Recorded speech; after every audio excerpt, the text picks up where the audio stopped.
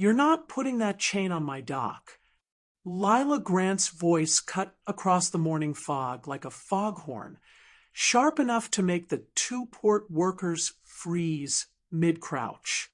The younger one, couldn't be more than 25, looked at his partner with the universal expression of, "I don't get paid enough for this." "Ma'am, we have authorization." "Authorization from who?" Lila stepped closer, her rubber boots slapping against the wet planks. 69 years old, and she still moved like someone who'd been hauling rope since she could walk. "I've operated this ferry for 31 years. 31. You know how many authorizations I've survived." The older worker sighed and pulled a fluorescent orange notice from his back pocket. "Port Authority. Dock access suspended pending safety review. Effective immediately." Lila snatched the paper. The words blurred, then sharpened. "Structural concerns, modernization initiative, temporary suspension." Temporary. That word had killed more businesses in Harbor Kittiwake than any storm. "Structural concerns," she read aloud, her laugh bitter. "This dock survived the nor'easter of '91. It survived Hurricane Edna. It survived my ex-husband trying to back a U-Haul onto it drunk. And now it's unsafe. We're just doing our job, ma'am." The chain rattled as they threaded it through the gate. Click! The padlock snapped shut like a period at the end of a sentence. From somewhere behind her, Lila heard the unmistakable wheeze of Roy Bucket Deegan's laugh. The old lobsterman sat on his overturned crate near the bait shop, coffee thermos in hand, watching the scene like it was the morning news. "That's it, Lila. Give M the Grant family death stare. Your grandmother used that on a tax collector once. Man moved to Vermont. Not helping Bucket. Wasn't trying to help. This is entertainment." A new sound cut through the harbor, heels clicking on wood. Lila turned to see Celeste Bram approaching with a camera crew in tow. The port director looked like she'd stepped out of a catalog. Navy blazer, perfect blowout, smile so polished you could see your reflection in it. "Mrs. Grant, I'm so glad I caught you." Celeste's voice carried that particular warmth that meant the opposite. "I wanted to personally explain the situation before any misunderstandings spread." The camera light blinked red. "Recording. Misunderstanding." Lila felt her blood pressure spike. "You just locked me out of my own business 3 weeks before tourist season. I understand your frustration. I really do." Celeste angled herself toward the camera. "But the Port Authority has a responsibility to all residents of Harbor Kittiwake. These docks are aging infrastructure. The Roe Foundation's waterfront revitalization project will bring modern, safe facilities that benefit everyone.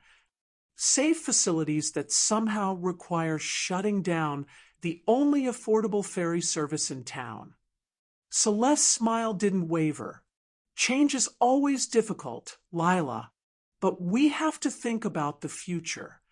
Behind Celeste, workers were already unfurling a massive banner across the old fish processing building. Blue and white, corporate clean, Roe Foundation, building tomorrow's harbors today. Lila stared at the name. Roe. Her chest tightened in a way that had nothing to do with the chain on her gate. The Roe Foundation's principal donor has been incredibly generous, Celeste continued, clearly performing for the camera now. His commitment to revitalizing coastal communities. Evan Roe. The name came out of Lila's mouth, like something she'd been holding underwater for 40 years. Celeste's eyebrows lifted. You know Mr. Rowe? Bucket's cackle echoed across the dock. Know him? Lila, tell her about the summer of '74. Tell her about the Bucket. I swear to God. A black SUV pulled up to the dock's edge. Tinted windows, the kind of clean that meant someone paid people to keep it that way. The morning fog seemed to part around it, like the vehicle had its own weather system. The back door opened. He was 70 now, silver-haired, wearing a coat that probably cost more than Lila's boat. But she'd know that walk anywhere, careful, deliberate, like he was always measuring the distance between himself and the door. Evan Rose stopped at the edge of the dock.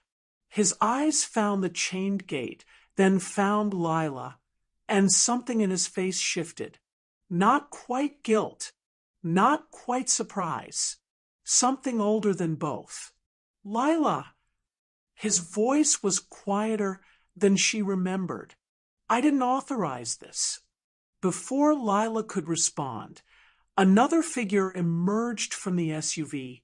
A woman in her 40s, sharp suit, sharper expression. She carried a tablet, like a weapon.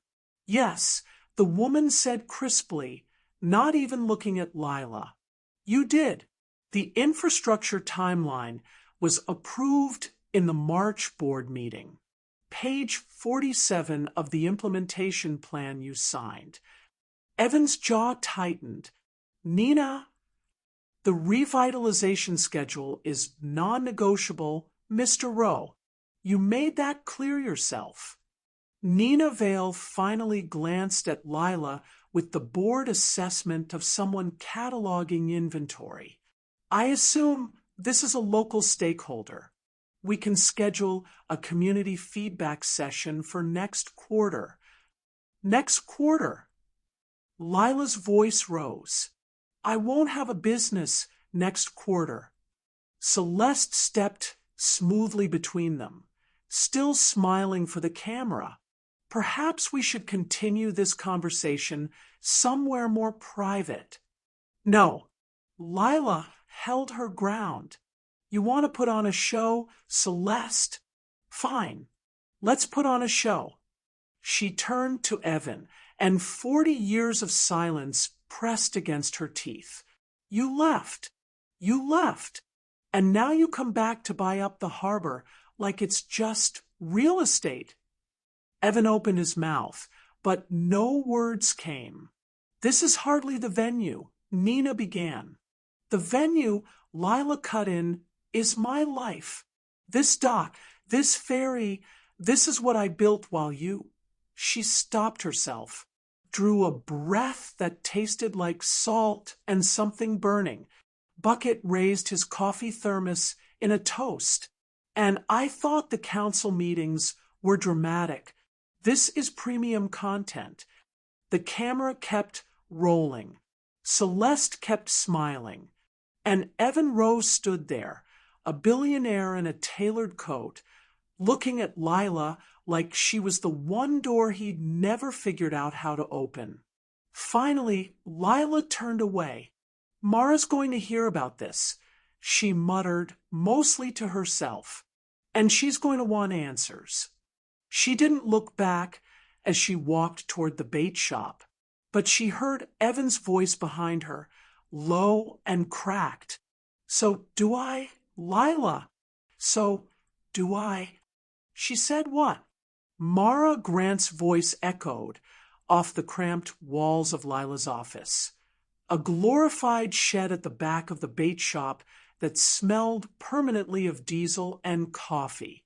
She stood with her arms crossed, still wearing her waitressing apron from the morning shift at Gull's Nest Diner. You heard me. Lila didn't look up from the paperwork. She was pretending to sort. Evan Rowe, back from the dead, or from Silicon Valley, which is basically the same thing. Grandma, that's not. Mara pinched the bridge of her nose. Okay, let's focus on the actual problem. The dock, the chain, the business. The business is fine. The business is locked behind a gate. Lila finally looked up.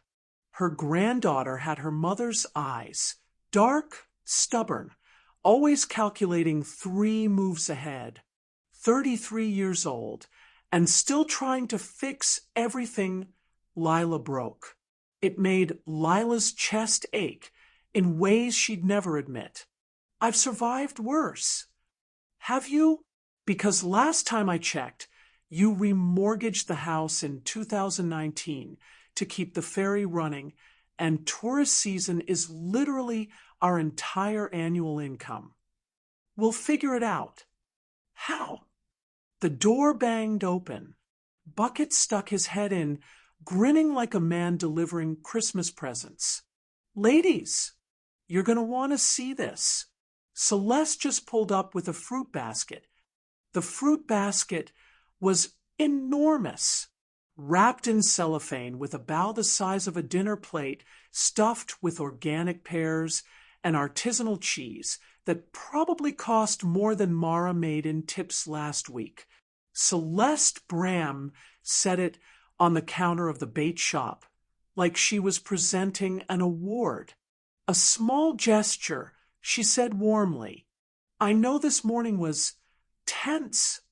Lila stared at the basket. Is there an eviction notice hidden in there? Maybe tucked behind the Gouda. Lila. Celeste's smile remained immaculate. I'm not your enemy. I'm trying to help this community evolve. And I think, her gaze slid to Mara, that the younger generation understands that. Mara stiffened. I'm sorry. You're Mara, aren't you? Lila's granddaughter. Celeste extended her hand. I've heard wonderful things. Dartmouth, wasn't it? Business degree? Such a waste. You working at that little diner. It's not a waste. It's a job. Of course. Celeste's tone said otherwise. But imagine what you could do with real resources. The Roe Foundation is hiring local liaisons for the waterfront project, community outreach, stakeholder management, 6 figures, full benefits. She paused, letting the number sink in. And I thought, who better than someone who actually knows this town? Mara's expression flickered. 6 figures. Lila saw her granddaughter do the math, the debt, the bills, the years of scraping by since her career imploded in Boston. That's generous, Mara said carefully. But I'm not sure I'm the right fit. Oh, I think you're perfect. Celeste leaned closer, dropping her voice like they were sharing a secret. Between us, your grandmother's situation isn't personal. It's just physics. Old infrastructure, new development. But if she had someone advocating for her during the transition, someone on the inside, I could make sure she lands softly. A nice retirement package, maybe a little ceremony, honor her years of service. Retirement, Lila repeated flatly. Graceful retirement. Celeste's smile sharpened. It's better than the alternative, Lila. Trust me. The door chimed. Evan Rose stepped into the bait shop like a man walking into a courtroom, shoulders braced for verdict. He'd lost the expensive coat, rolled up his sleeves, trying to look approachable, trying too hard. Celeste. His voice was cool. I thought we agreed to pause all community contacts until I reviewed the implementation timeline. Celeste's smile didn't waver. I was just welcoming Mara to the team. Unofficially. There is no team. Not yet. Evan turned to Lila, and his expression softened into something almost human. Can we talk? Privately? No. Lila, you want to talk? Talk here, in front of witnesses. She gestured at Bucket, who was already settling onto his crate with the air of a man at a movie premiere. God knows whatever you say will be all over town by dinner anyway. Evan exhaled slowly. Fine. I want to help. Help. The dock situation. It wasn't supposed to happen this way. I can fix it. With what? Money. Lila's laugh was sharp enough to cut glass. You think you can just write a check and make 40 years disappear? That's not what You left, Evan. You left. No note, no explanation. One day you were here, talking about building a life together, and the next day you were gone. And I was the one who stayed. I was the one who raised your... She stopped herself, jaw clenching. The silence in the bait shop was absolute. Mara looked between them, something cold settling in her stomach. Grandma? Raised who? Lila closed her eyes. Not now, Mara. But... I said not now. Evan's face had gone pale. Lila, I didn't know. Back then, I didn't know about... About what? Celeste's voice was honey over ice. This is fascinating, truly, but perhaps we should table the family reunion. Mara, think about my offer. The position won't stay open forever. She collected her purse, patted the fruit basket like a pet, and swept out of the shop. The door chimed shut behind her. Bucket whistled low.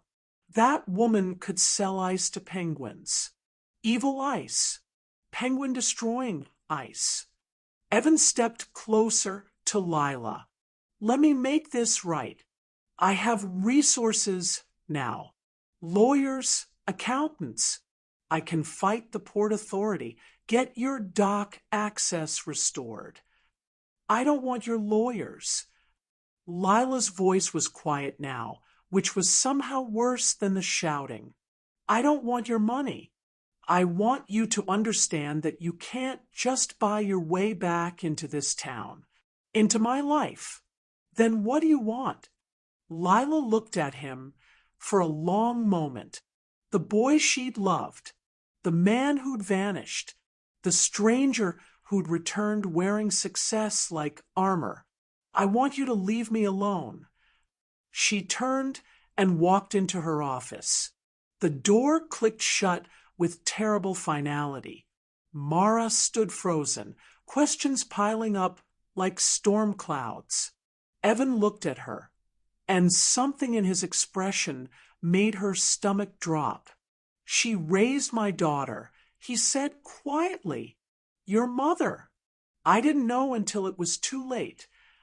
Then he was gone too, leaving Mara alone with Bucket and a fruit basket that suddenly felt like a bomb. Well, Bucket said, reaching for a pear. This just got significantly more interesting. Mara barely heard him. She was staring at her grandmother's office door, at the ancient marine radio on the shelf beside it, the radio that had just crackled to life, spitting static and something else, a voice distant and warped from decades ago. Tell Ro if he doesn't leave by morning, we'll make sure he never works in this state again. The girl doesn't need to know. She's better off without. The transmission dissolved into static. Mara's blood ran cold. Sign here, here, and here. The insurance adjuster didn't look up from his tablet. He had the dead-eyed efficiency of a man who delivered bad news so many times it no longer registered as news at all. Mara stared at the cancellation form like it was written in a foreign language. This doesn't make sense. We've been with Coastal Heritage for 15 years. Never missed a payment. Policy's been flagged for review. The adjuster finally glanced up, already bored. High-risk designation. Your grandmother's vessel doesn't meet the new underwriting criteria. What new criteria? The ferry passed inspection 6 months ago. Criteria change. He tapped his tablet. You have 30 days to find alternative coverage. After that, operating without insurance voids your harbor license. From the corner of the bait shop, Bucket let out a low whistle.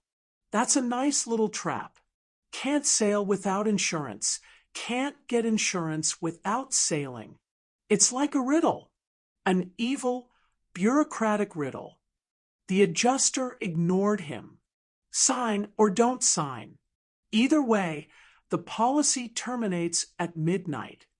Mara signed. What choice did she have? The adjuster left without saying goodbye. The door had barely closed before Lila emerged from the back office. Arms crossed, face unreadable. Coastal Heritage, Lila said flatly. Let me guess. They're owned by some holding company that's owned by another holding company that's owned by Row Capital Partners. Mara's voice was hollow. I looked it up this morning. 3 layers deep, but it traces back to Evan's investment portfolio.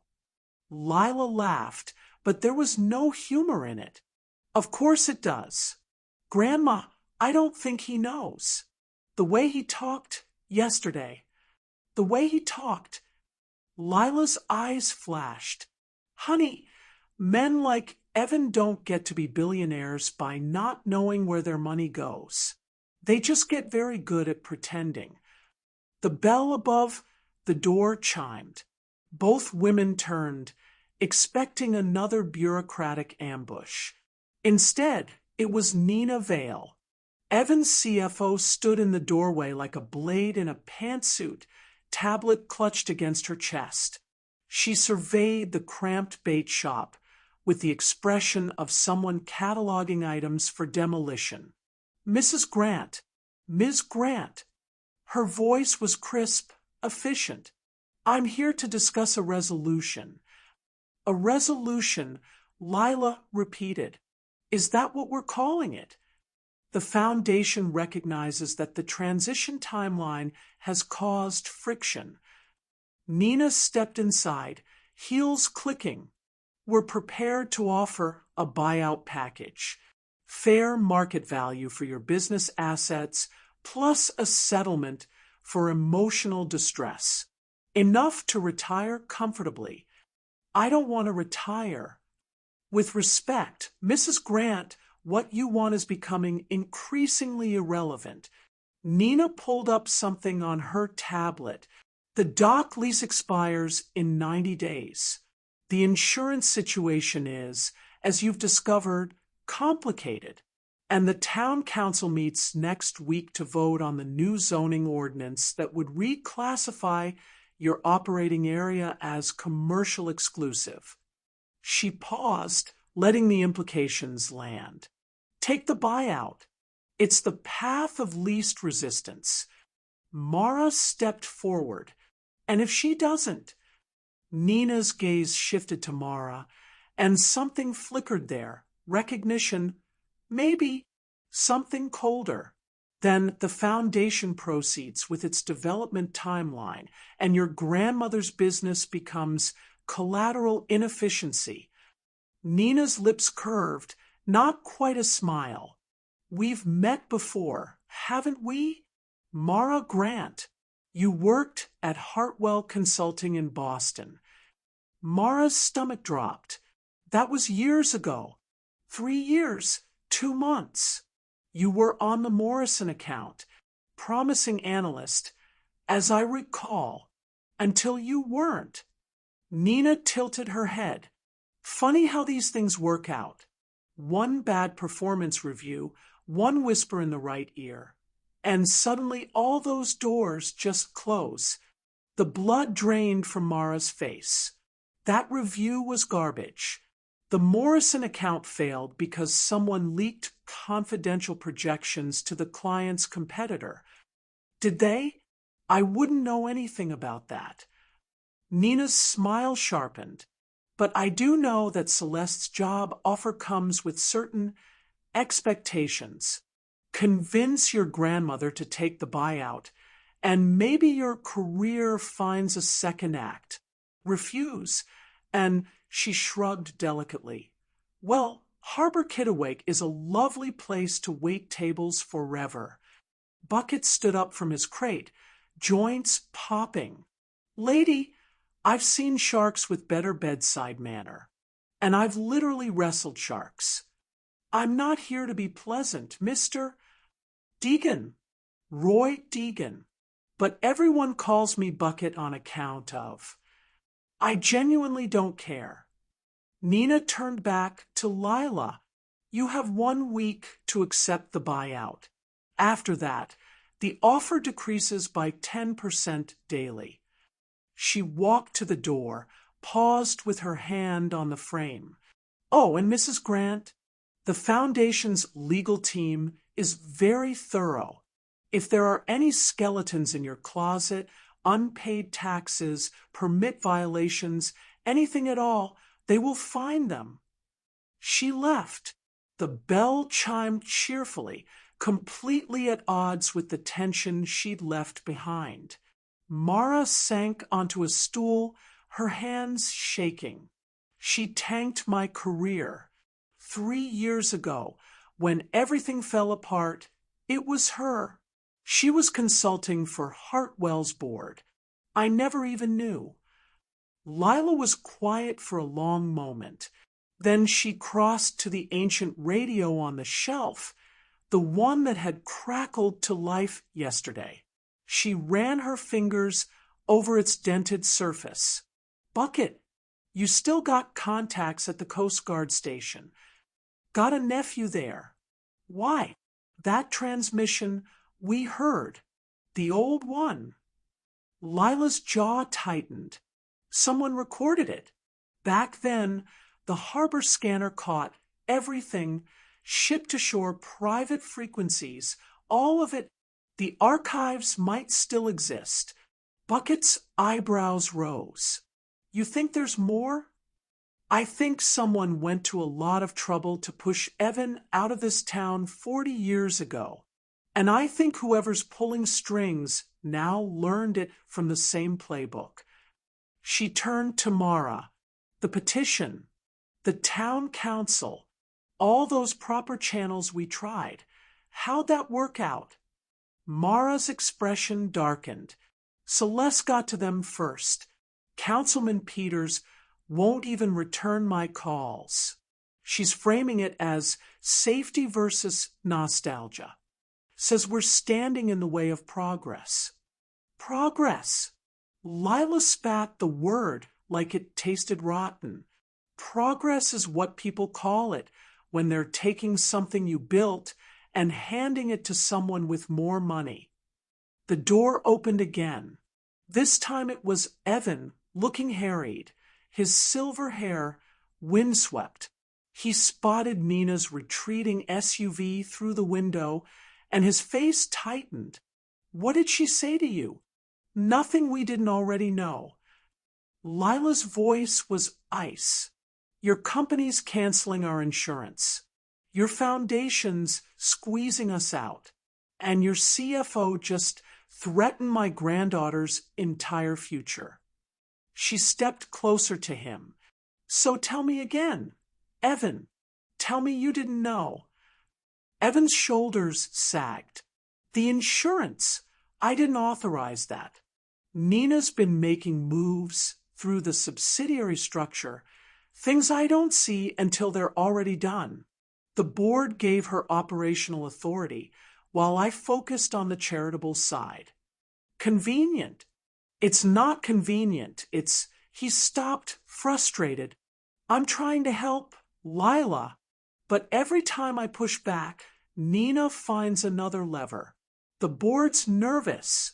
They think I'm too emotionally compromised to handle this project objectively. His laugh was bitter. They're not wrong. Mara watched the exchange, a new understanding dawning. You're not in control of your own foundation. Evan met her eyes, his granddaughter's eyes, though neither of them had said it aloud yet. I built something I thought would do good. Somewhere along the way, it became a machine. And machines don't care who they crush. Bucket cleared his throat. So what you're saying is the billionaire is also getting screwed. That's poetic. Tragic, but poetic. Lila turned away, staring out at the harbor, the chain dock, the glossy foundation banner, the life she'd built, brick by brick, being dismantled by people who'd never hauled a single line.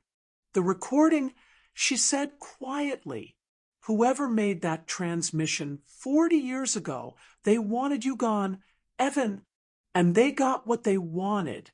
Now someone's using the same tactics. She faced him, and for the first time, her anger had an edge of something else. Strategy. You want to make things right? Help me find the full tape. Help me prove this isn't about safety or progress. It's about theft. Evan held her gaze. And if we find it, what then? Lila smiled grimly. Then we stop playing defense. Somebody help. Help. The scream cut through Harbor Day's cheerful chaos like a knife through cotton candy. Mara dropped the petition clipboard she'd been carrying and sprinted toward the sound, weaving through startled tourists and toppled lawn chairs. The main pier was packed, food vendors, craft booths, a local band playing something aggressively nautical. But everyone had frozen, staring at the water near the old dock ladder. A woman in a sundress was on her knees at the pier's edge, screaming, "My son! He slipped. He can't swim. Please!" Mara reached the edge and looked down. A boy, maybe 8 years old, was thrashing in the dark water between the pier and a moored sailboat. His orange life jacket, the kind they handed out at the rental kiosk, was floating 10 feet away from him. Empty.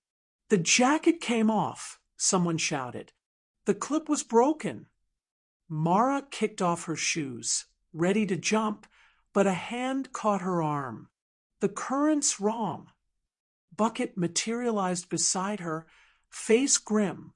There's a riptide between the pilings. You go in there without knowing the pull, you'll both drown. Then what do we? A splash. Mara turned to see Evan row surface beside the boy, fully clothed, his expensive shoes probably already ruined. He jumped from the adjacent dock, without hesitation, without announcement, without even removing his watch. "I've got you." Evan's voice was calm, steady, cutting through the boy's panic. "Stop kicking. I've got you." The boy flailed, catching Evan across the face. Blood bloomed from his lip. Evan didn't flinch. "Look at me. Look at me." He grabbed the child firmly, tilting him onto his back. "Float. Just float. I'll do the rest." On the pier, Celeste Bram had appeared with her ever-present camera crew. Get this, Mara heard her hiss to the cameraman. "All of it." Mara's blood boiled. "Are you serious right now? It's news." Celeste's smile was serene. The Foundation's principal donor, heroically saving a child? That's exactly the kind of community engagement story we need. In the water, Evan was struggling. The current was wrong, Bucket had been right. Every stroke toward the ladder pushed them sideways, toward the barnacle-crusted pilings that could tear skin like cheese graters. "Throw the ring," Mara shouted, pointing at the life preserver mounted on the pier post. No one moved. She shoved through the crowd, grabbed the ring, and hurled it toward Evan with 31 years of fairy deck muscle memory behind it. The ring landed 2 feet from his reaching hand. "Come on, come on." Evan caught it, wrapped one arm around the boy, held on. Bucket and 3 fishermen hauled on the rope, fighting the current, dragging them inch by inch toward the ladder. When Evan's hand finally closed on the bottom rung, the crowd erupted in applause. The boy was passed up first, coughing, crying, alive. His mother collapsed around him like a broken umbrella, sobbing thank yous into his wet hair. Evan came up slower. His arms were shaking, his lip still bleeding, his $1,000 shirt torn at the shoulder. He sat on the pier's edge, breathing hard, looking nothing like a billionaire and everything like a 70-year-old man who just fought the ocean and barely won. Celeste swooped in, microphone ready. "Mr. Rowe, how does it feel to—" "Not now." Evan didn't look at her. His eyes were on the boy, on the mother, on the empty life jacket still floating in the water. But the community would love to hear. "I said not now." His voice cracked like a whip.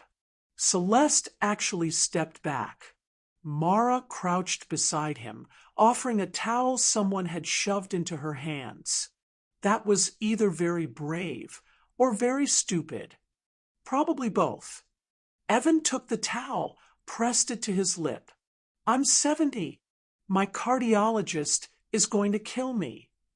Despite everything, Mara almost smiled. "Can you stand? Give me a minute." Lila appeared at the edge of the crowd. She'd watched the whole thing. Mara had seen her frozen near the craft booths, face unreadable. Now she pushed through, stopping a few feet from Evan. Their eyes met. "You're bleeding," Lila said. I noticed. A long pause. Something shifted in Lila's expression. Not forgiveness, not warmth, but something adjacent. Recognition, maybe, of the boy she'd known, still alive somewhere under the armor. "Come to the shop," she said finally. "I've got a first aid kit." The bait shop was quiet. Bucket had stationed himself outside as self-appointed bouncer, turning away reporters and gawkers with increasingly creative threats involving fishing hooks. Evan sat on a crate, while Lila cleaned his split lip with the efficiency of someone who'd patched up worse. Mara leaned against the counter, watching them, still processing the fact that this man was technically her grandfather. "The life jacket," Evan said quietly. "The clip was broken." "I saw." "Those are the jackets Celeste's safety initiative distributed last month. Brand new. Donated by the foundation." His jaw tightened. They were supposed to be inspected before distribution. Lila paused, cotton swab hovering. "You think someone skipped the inspection?" "I think someone wanted them distributed fast, without questions." He met her eyes. "The same someone who's been manufacturing safety concerns about your dock." Mara straightened. "Wait, the safety equipment they claimed was missing from Grandma's dock, the fire extinguisher, the life rings, were there last month." Lila finished. "I check them every week. Have for 30 years. "So someone removed them," Mara said slowly. "Removed them filed the violation report, and used it as grounds to suspend access. Evan nodded. And the same pattern with the life jackets. Create a hazard, let it become a crisis, then use the crisis to justify whatever you wanted to do anyway. He winced as Lila applied antiseptic. It's not incompetence. It's strategy. Lila stepped back, surveying her work. The bleeding had stopped. The lip would bruise, but he'd live. You jumped in without thinking. She said, no cameras, no announcement. Just jumped. He was drowning. A lot of rich men would have waited for someone else to handle it. Evan was quiet for a moment. I've spent 40 years being the kind of man who waits, who calculates, who lets other people handle the messy parts. He looked at his hands, wrinkled, liver-spotted, still trembling slightly from cold and adrenaline. I'm tired of that man. The door opened. Bucket stuck his head in, expression unusually serious. We've got a situation. Tommychin just pulled up. He's Coast Guard, my nephew. Says he found something. Tommychin was a wiry man in his 40s with the perpetually exhausted look of someone who'd seen too much bureaucratic nonsense. He carried a battered laptop under one arm. Uncle Roy said you were looking for old Harbor Scanner archives. He set the laptop on the counter. The official records from that period were damaged in a filing system migration back in '95. Convenient, right? Very, Lila said dryly. But Tommy pulled up a folder. My predecessor was paranoid, kept personal backups of everything, including. He hit play. Static. Then voices, distant but audible. Row kids getting too close. Asking questions about the permit deals, the dock allocations. A second voice, smoother. Then we make sure he stops asking. His family's got nothing. One phone call to the harbor master. One word to the bank about his father's loans. And he's done. And the Grant girl, she doesn't need to know. Tell her he left. Tell her he chose money over her. She'll believe it. Everyone always believes the worst about men who leave. Mara's hands clenched. Lila had gone pale. The first voice again. And if he comes back? A pause. Then the smooth voice, colder now. He won't. We'll make sure of it. The Bram family has owned this harbor for 3 generations. We're not losing it to some lovesick kid with ideas above his station. Tommy stopped the recording. There's more. Hours of it. Names, dates, specific permit manipulations. Enough to prove a 40-year pattern of corruption. Evan stared at the laptop. Bram. Celeste's. Father. Lila's voice was barely a whisper. Councilman Harold Bram. He died in '08. I went to his funeral. Brought flowers. His daughter learned from him.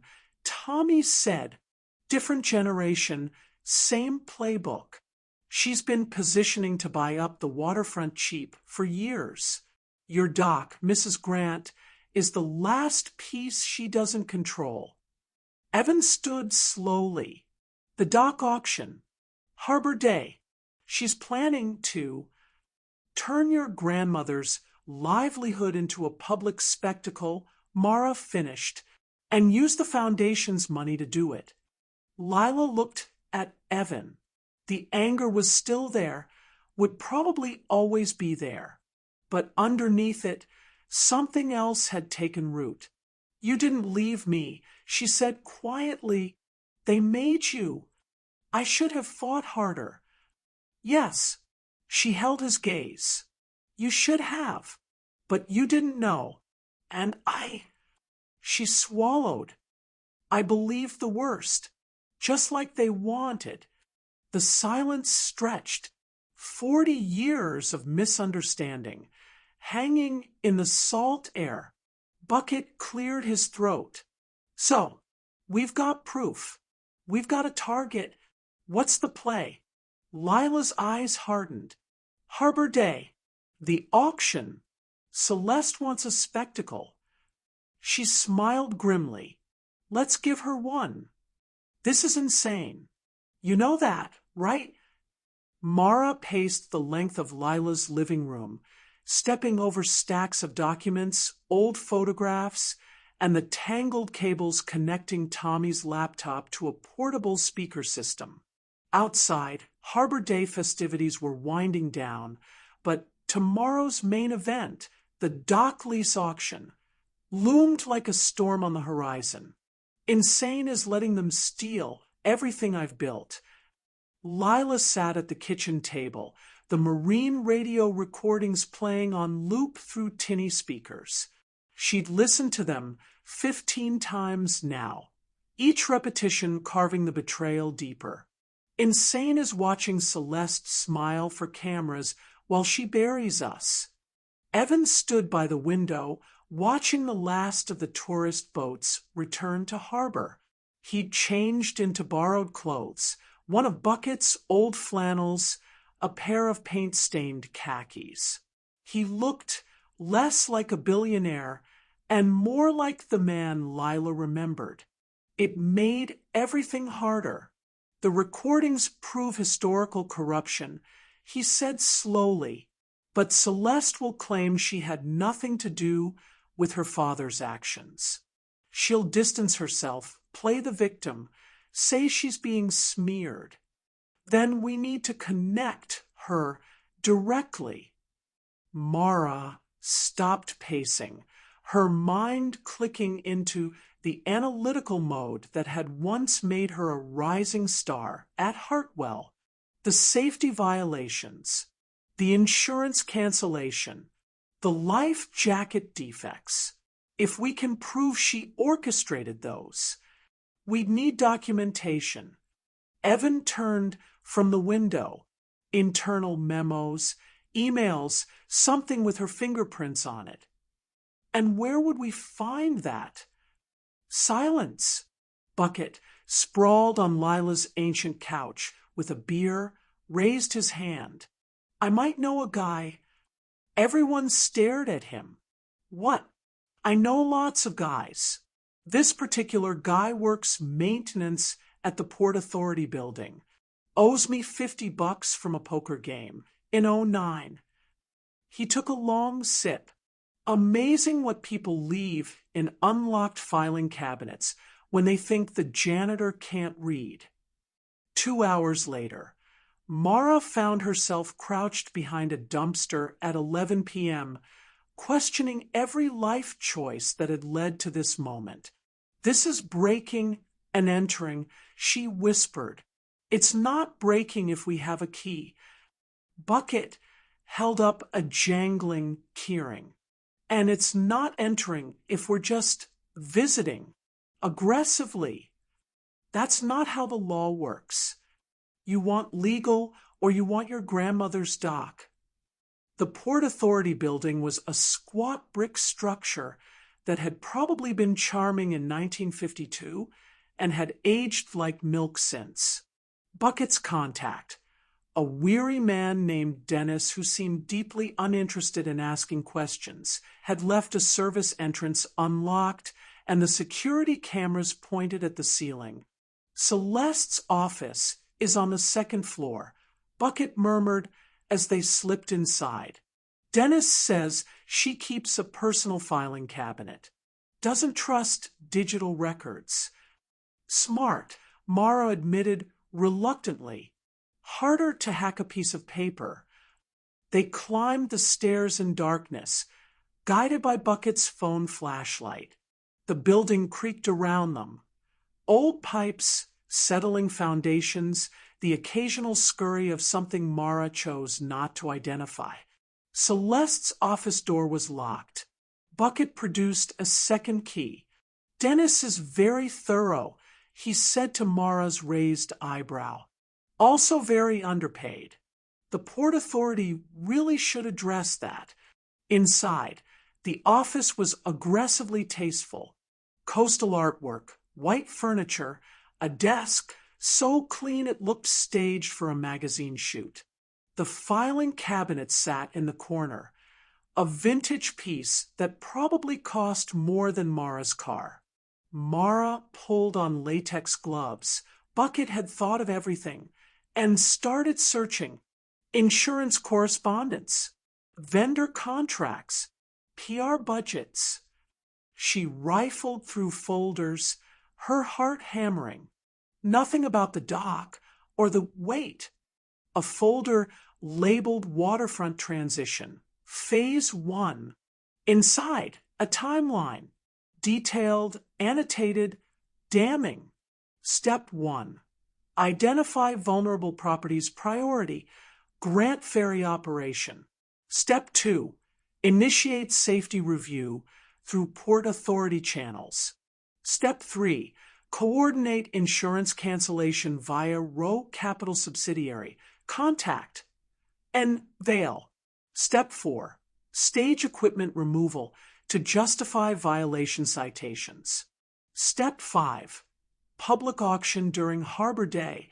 Maximum visibility, minimum resistance. Mara's hands trembled. She planned everything, every single step. There's more.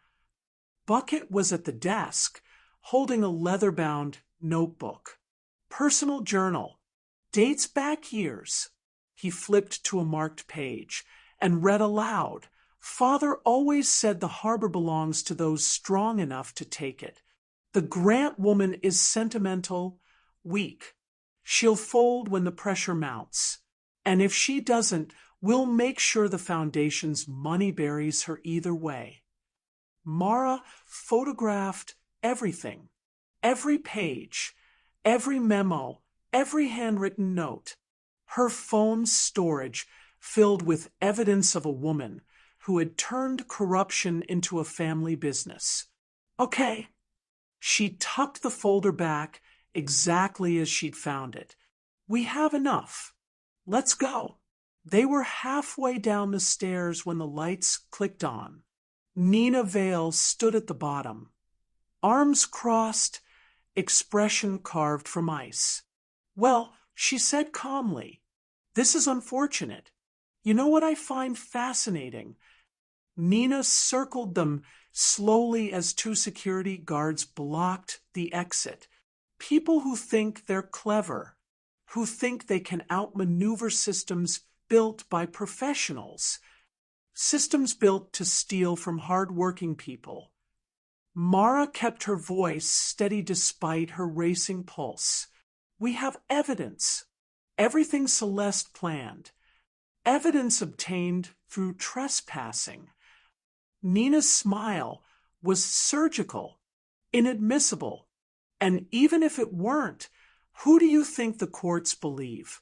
A disgraced analyst and a retired fisherman, or a decorated public servant with 30 years of community leadership?" Bucket snorted. "Decorated. That's a fancy word for bought." Nina ignored him. Her focus was entirely on Mara, predatory and precise. "You should have taken the job offer, Mara. I gave you a chance to land softly. Instead, you chose this. I chose my family." How touching and how pointless. Nina pulled out her phone. "I'm calling the police. Trespassing, attempted theft, destruction of property." "Put the phone down, Nina." Evan's voice came from the doorway behind them. He stepped into the light, and for the first time, Mara saw the billionaire version of him, cold, commanding, utterly in control. "Mr. Rowe." Nina's composure flickered. "Just Slightly. This isn't your concern. Everything about this project is my concern. My foundation. My money. My name on that banner. He walked past the security guards, who parted for him instinctively. You've been making decisions without my authorization for months. The insurance manipulation, the staged safety violations. Did you really think I wouldn't find out? I was protecting the foundation's interests. You were protecting Celeste's interests and your own. Evan stopped in front of her, and despite being 70 years old and wearing a borrowed flannel, he somehow seemed to tower. I've spent the last 3 hours on the phone with our board. Emergency session. Turns out they were very interested to learn about the subsidiary transactions you've been hiding. Nina's face went pale. You can't. Your operational authority has been suspended, effective immediately. He held out his hand. Phone, key card, and whatever else you use to turn my foundation into Celeste Bram's personal weapon. For a long moment, Nina didn't move. Then, slowly, she handed over the items. This isn't over, she said quietly. No, Evan agreed. It's not, but your part in it is. He nodded to the security guards. Escort Miss Vale to her car. Make sure she leaves the premises. They watched her go, rigid, humiliated, dangerous. Bucket exhaled. That was dramatic. I liked it. Mara turned to Evan. The board actually suspended her. They did. A ghost of a smile. It helped that I threatened to withdraw my entire endowment if they didn't. Money talks, even to people who have plenty of it. So what now? We have the evidence, but Nina's right, it's technically stolen. Evan's smile widened. That's the beautiful thing about evidence. It doesn't have to be admissible to be public. Mara's eyes went wide. The auction. Tomorrow. You want to. Harbor Day broadcast. Evan nodded. Every local news station, plus the town's social media feeds. Celeste wants a spectacle. Let's make sure she gets one she'll never forget. Ladies and gentlemen, welcome to Harbor Day's main event. Celeste Bram stood on the auction stage, like a queen surveying her kingdom. The waterfront plaza was packed. Tourists, locals, news cameras, everyone drawn by the promise of spectacle. Behind her, a massive screen displayed the dock lease listings, Lila's berth highlighted in cheerful blue. Today we celebrate Harbor Kittiwake's future. Celeste continued, her voice carrying over the crowd. A future of modern facilities, safe infrastructure, and progress. From her position near the bait shop, Mara watched through binoculars. She's really leaning into the whole benevolent dictator thing. Give her another 10 minutes. Bucket checked his watch. Tommy's got the broadcast feed ready, just waiting for the signal. Lila stood beside them, arms crossed, face carved from granite. She'd barely slept, barely eaten, running on fury, and 40 years of suppressed grief. Evan had tried to convince her to let him handle the confrontation, but she'd shut that down with a look that could have frozen the harbor solid. This is my dock, she'd said. My fight. You can help, but you don't get to save me. Not this time. Now she watched Celeste gesture expansively at the waterfront, promising renovation and revitalization, and felt something cold settle in her chest. It's time, she said. The crowd parted for Lila, Grant like she was Moses approaching the Red Sea. Whispers rippled through the audience. That's the fairy woman. The one they've been fighting. I heard she threatened the port director, but Lila ignored them all. She climbed the auction stage steps with the steady certainty of someone who had stopped being afraid. Celeste's smile flickered. Mrs. Grant, this is a private event. It's a public auction on public property.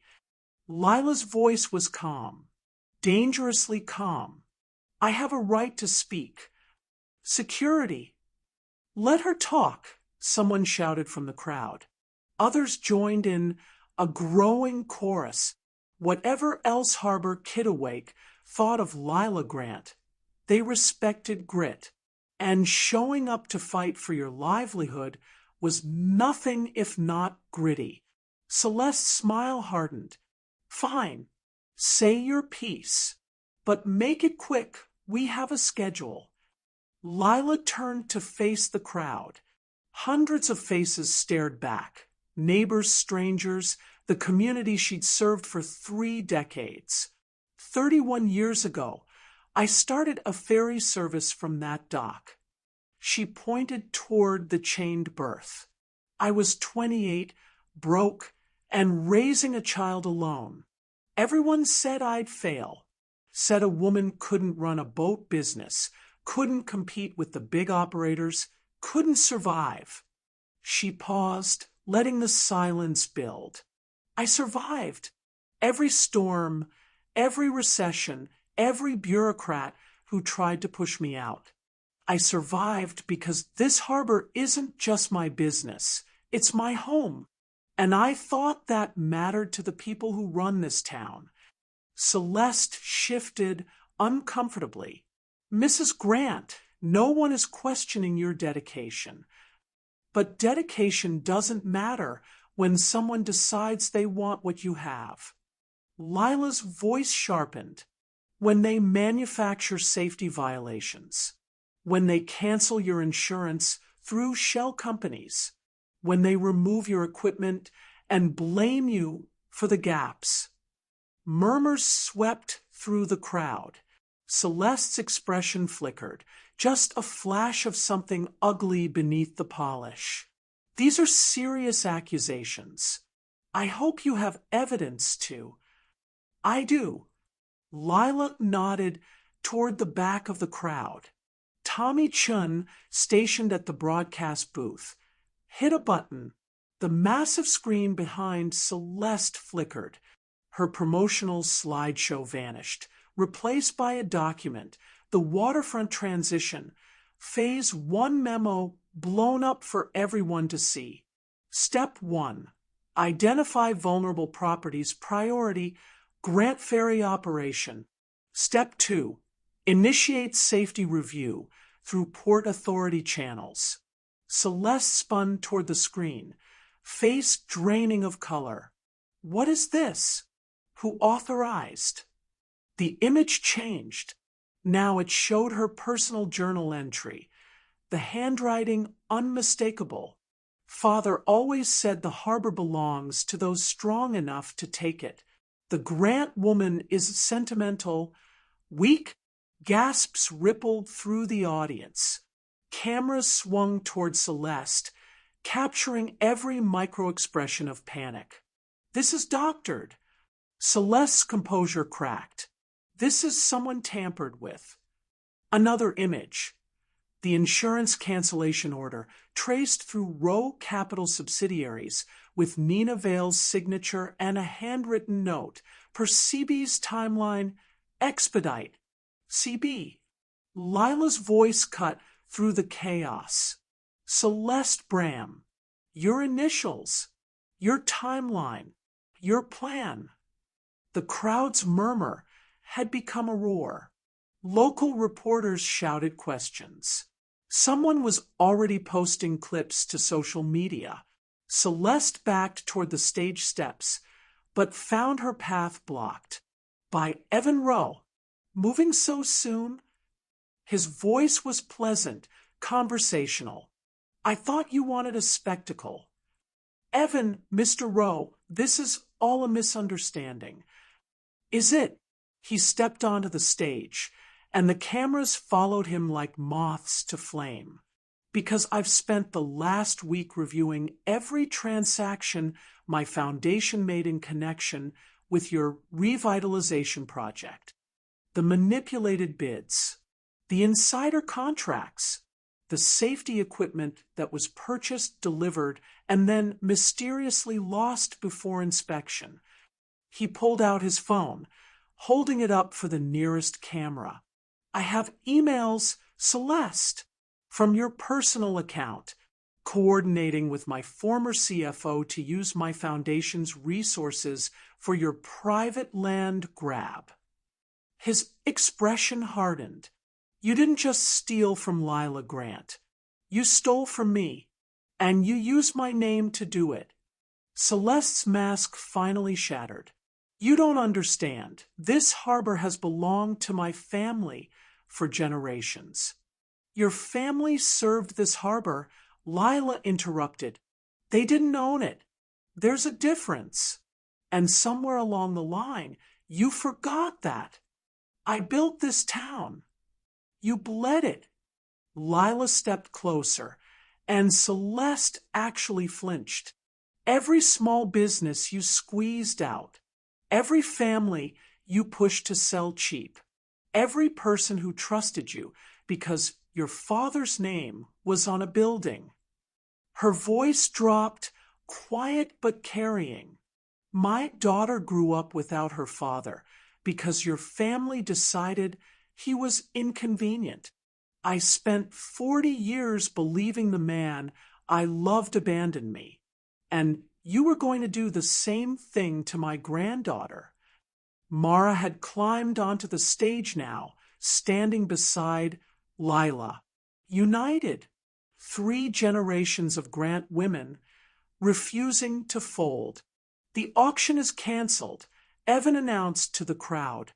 Effective immediately, the Roe Foundation is withdrawing from the waterfront project. Instead, he paused, letting the tension build. We're establishing a community harbor trust. Local operators, protected leases, democratic oversight. No more backroom deals. No more manufactured crises. The crowd erupted. Cheers, applause, a few incredulous laughs. Bucket, somewhere in the masses, let out a whoop that probably scared seagulls 3 miles away. Celeste looked around wildly, searching for allies, finding none. The security guards she'd hired were backing away. The news cameras were capturing her humiliation in high definition. Her empire of manipulation was collapsing in real time. This isn't over, she hissed at Lila. Yeah. Lila smiled grimly. It is. 3 hours later, the plaza had emptied. The auction stage was being dismantled. Celeste Bram had been escorted away by actual police officers, her resignation from the Port Authority already trending on local Twitter. Lila sat on the edge of her dock, her unchained, restored dock, watching the sunset paint the harbor in shades of orange and gold. Beside her, Evan lowered himself carefully onto the weathered planks, joints protesting. I'm too old for this, he muttered. You're too old for a lot of things. Didn't stop you from jumping in the harbor yesterday. Fair point. They sat in silence for a while, watching the boats return. Somewhere behind them, Mara and Bucket were celebrating with Tommy and a growing crowd of well-wishers. Laughter drifted on the salt air. I can't give you back 40 years. Evan said finally, I can't undo what they did, or what I let happen by not fighting harder. But I can. He stopped, struggling with words that had never come easily. I can try to be here now. If you'll let me. Lila didn't answer immediately. She looked at the harbor. Her harbor, the one she'd fought for and bled for and refused to surrender. I spent a long time hating you, she said quietly. Then I spent a long time hating myself for still missing you. And now, she shook her head. I don't know what I feel. It's too big to name. That's fair. But I know I'm tired of carrying it alone. She turned to face him, and there were tears in her eyes, the first she'd allowed herself in decades. You don't get to save me, Evan. You don't get to be the hero who swoops in and fixes everything. That's not how this works. I know. But maybe, she took a breath. Maybe you can help me carry it.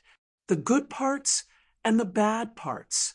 The history we lost and the future we might still have. Evan reached out slowly and took her hand, weathered fingers intertwining. Two people who'd been broken by the same storm, finally finding their way back to shore. I'd like that, he said. Mara appeared at the dock's edge, 2 bottles of champagne in hand. Are you two going to sit there being dramatic all night, or are you going to come celebrate? Bucket's already telling everyone he single-handedly defeated corruption. Someone needs to fact-check him. Lila laughed. A real laugh, full and warm, the kind she hadn't heard from herself in years. We're coming. She let Evan help her to her feet and didn't let go of his hand. The harbor lights flickered on as darkness fell, reflecting off the water like scattered stars. Tomorrow there would be paperwork, press conferences, the long work of rebuilding what had been nearly destroyed. But tonight there was champagne. There was family. There was a dock that still bore her name. And for the first time in 40 years, Lila Grant looked at the future and didn't see a fight. She saw home.